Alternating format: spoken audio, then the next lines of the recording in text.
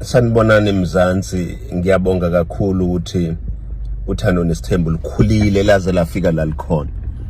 Le video le angivamile ukwenza ama-video kodwa ngithi angiyenze ngoba ngiyabona ukuthi hayi impi engibhekene nayo inkulu.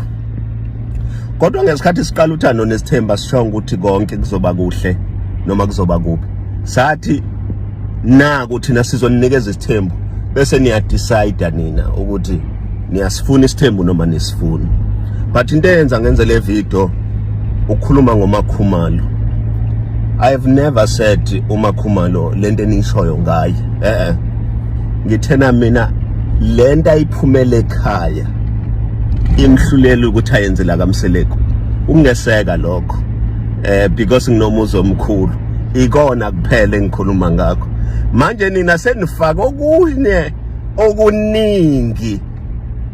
Yazi mina noMakhumalo we are right kakhulu and angikwazi ukufaka abanye abantu mangikhuluma ngaye because labo bantu kuyoba sengathi bakhulu kunoMakhumalo. So that will be unfortunate, but I'm simply saying uMakhumalo lento ayiganile emenza aboMesisi Mseleko number 3, meaning kusho ukuthi lento ayiganile fanele ayeseke iyona kuphela engikhuluma ngayo.